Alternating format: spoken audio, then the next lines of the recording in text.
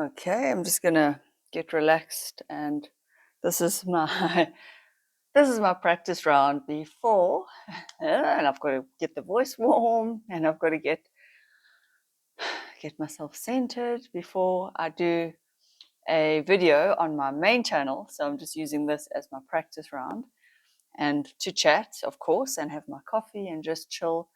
It actually takes quite a lot to get yourself in the zone for videos, because this is not sitting in front of your cell phone is not natural. And I've just come from gym, and hence the sort of gym top and the gym bra. And I'm just looking in the thing. My eyes are a little bit red from the workout. So before I do the main video, I might do some eye drops, but they're just going to smudge my makeup. Excuse me. So after gym, I just need to calm down. But there's always this feeling of, oh my God, I need to get the video out perfectly, because there could be the neighbor doing his like weed eating. I'm just going to have coffee and talk. And so this is just my practice calming video. So you guys get to see the real, the raw, the honest. And the nails, do you remember from the video where I applied these nails? Well, these have lasted exactly 7 days. Today's day 7, which is what it says on the box. And I even made a little TikTok, Insta, YouTube short about them. And they are showing no signs of coming off. But especially on this thumb, where I think the glue didn't go everywhere. Look there. You see it's got like that discoloration under the thumb part. And they are looking, let me show you they're like it wants to grow out and come off. So I think that these nails do need to come off. But they'll look good enough in my video that I want to do today. So today what I want to do is record a video reviewing every hair care product that I have tried. What is that little fly? Oh, it's outside. So I'm sitting in front of the window. That's why I'm looking outside. I want to do a review of every hair care product that I've tried in the last whatever years. I mean, I've gathered over the years, and I mean, I've used a lot of hair care products. Over the years, I've used and gathered quite a few. Because with hair being bleached, it's always kind of damaged. And then you always think, okay, the next product will just really save my hair, help my hair. Because with bleached hair, you can almost never comb through it. It's not like virgin hair at all. And once it's bleached, it's damaged for life. So,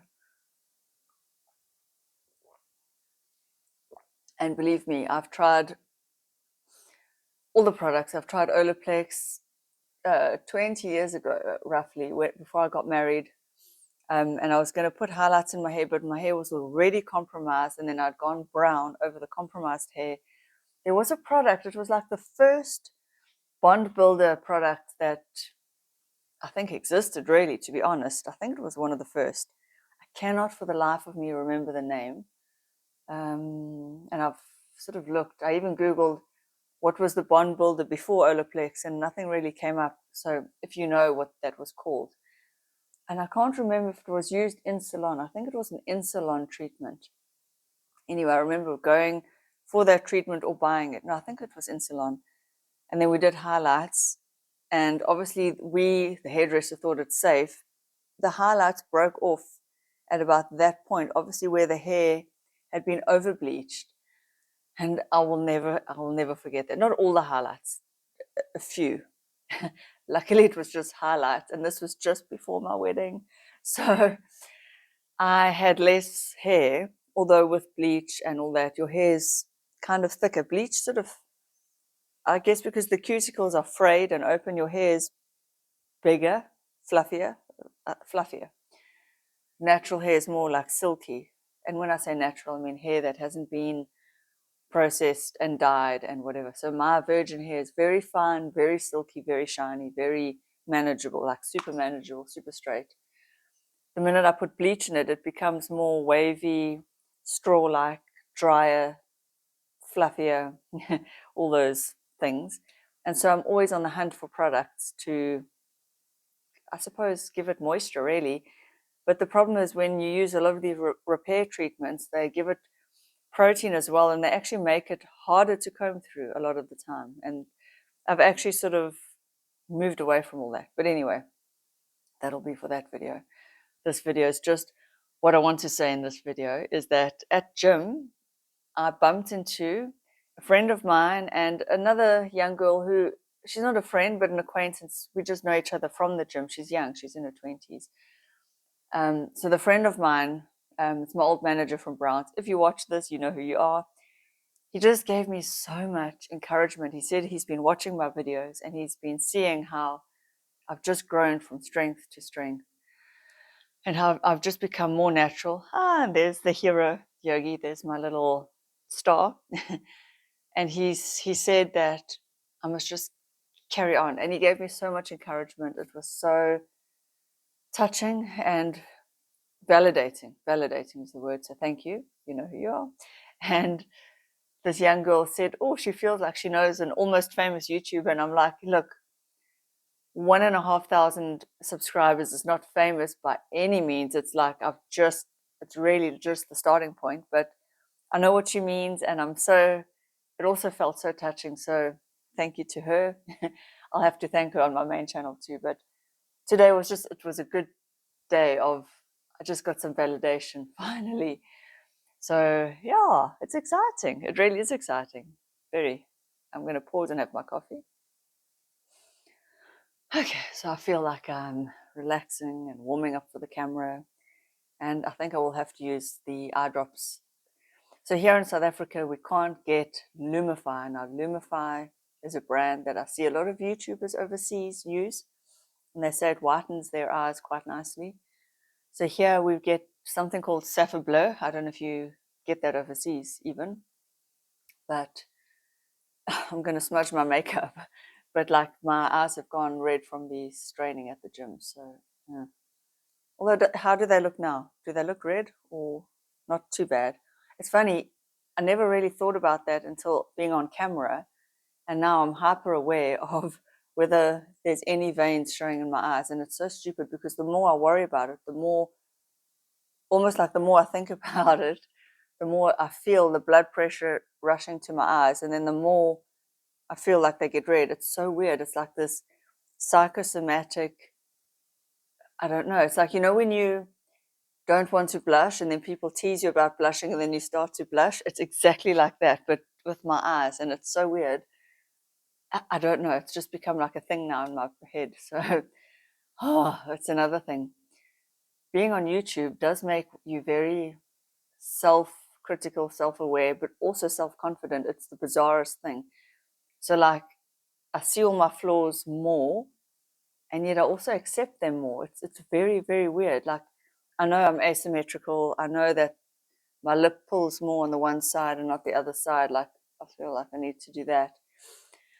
I'm seeing more of like these shadows here under my lips. Like, I'm seeing more stuff that in a perfect world, if I were perfect, I would fix, or if I could. And yet, bizarrely, I am accepting it all so much more as well. I'm not as bummed out about it, and I don't know how that works. There's some feedback loop that's so strange. And it is making me more confident to be on YouTube. And this small, like unedited, unfiltered, whatever, just the raw channel is really helping my main channel, because this one, I just get to sit and breathe out and go, like, I don't care what the outcome of this one is, because this one hasn't monetized. It's small. I'm not trying to push it. I don't even know if people are going to like it. It's so much more relaxing to post videos without a care in the world, where you don't care how they do.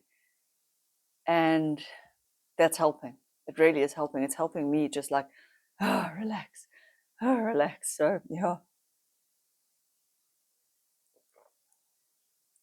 And even keeping in the drinking of the coffee, like usually I would edit that out, because who wants to sit and watch your YouTuber take a sip of coffee? It's like when I watch them do that and they leave it in as like a cool intro type thing. I'm like, for God's sake, just get on with the video.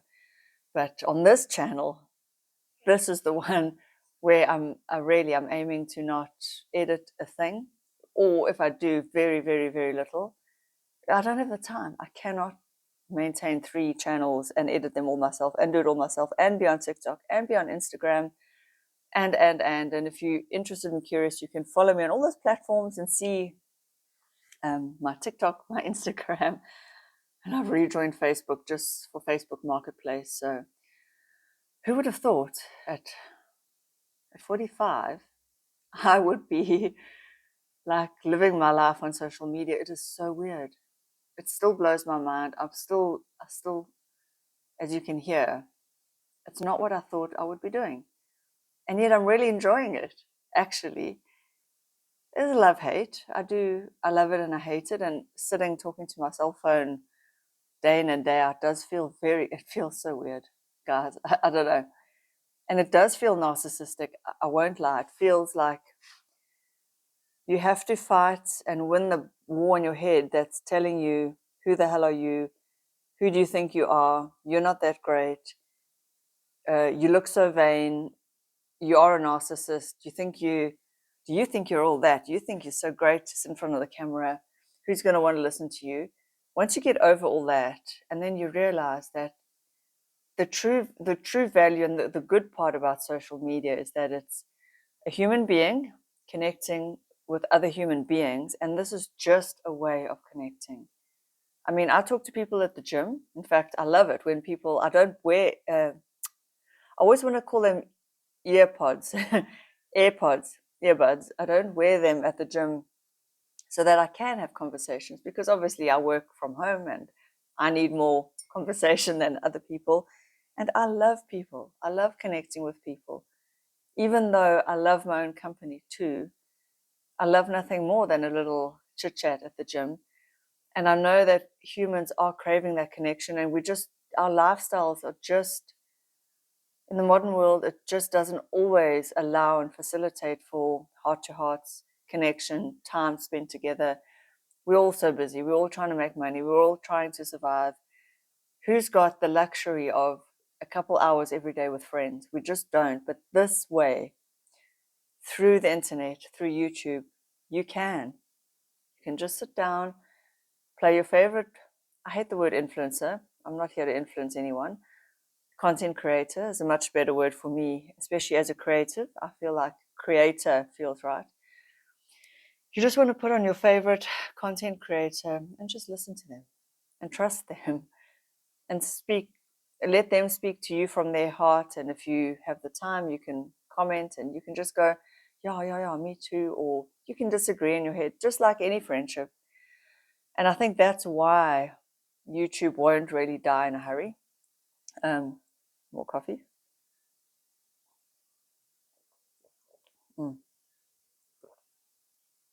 And I think that is the value of social media, is especially what I'm really seeing now is the more I relax and the more I realize no one needs or wants me to be anything other than myself. No one needs or wants me to look airbrushed, perfect, flawless, filtered. Sometimes I think that I fall into that trap of thinking I need to look like I must look like the influencers out there, the ones that are airbrushed, Photoshop, filtered, whatever they're doing. I don't know what they're doing.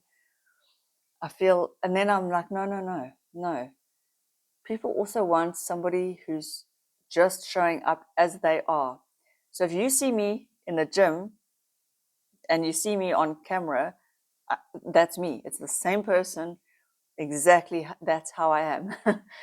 That is how I am. I think maybe obviously when I'm talking to a camera, I speak a lot more and I speak more like I'm talking to a camera, I guess. I'm a lot shyer in person, I think, maybe. But this is my hair in person. This is my face in person.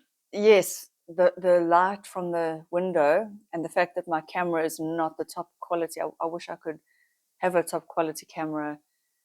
It might mean, like, sometimes when I watch myself back on like our TV screen, you don't see every imperfection. I think because of the poor resolution or the poor quality. So it depends what device you're watching on as well. When I watch myself back on my computer screen, I think, excuse me, I think there's more pixels or more whatever, higher quality. There, it looks a lot more how I would look if I saw myself in the mirror. But I cannot. I've reached the stage where I cannot pretend, I cannot fake that my face is any firmer. I'm not going to try and sit. I want good window lights so you can see me. I don't need to hide every wrinkle and every, like, under my eyes, if I turn, you see the shadows. I don't know what the F, but they've just come in the last sort of, I don't know, year or two. It is what it is. I mean, what am I going to do? So, well, I can go for surgery one day, but, the neck wrinkles, I don't put makeup on my neck. Maybe one day I will, just, I don't know. I don't know. But point is, this is me relaxing in front of you guys and just, and now while I'm speaking, I'm catching a glimpse of my arm in the viewfinder.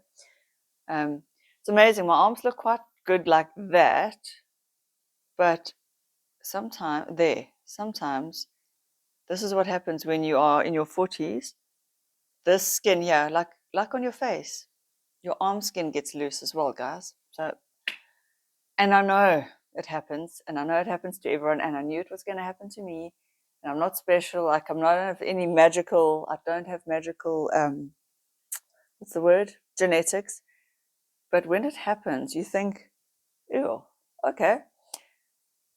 Like my ankles now, my ankles are getting wrinkly, and I'm like, what the fuck? Luckily, I don't have etched chest wrinkles, but the skin, when I look up close, especially with a mirror, I'm like, oh, it's old lady skin, and I can see little broken capillaries under the. It's just old age, hey? And it's also fine. It's also fine. I'm getting to the point where it's fine. What am I going to do? Even my voice, I can hear, my voice is getting on that old lady timbre to it. And I'm like, oh God, it just happens.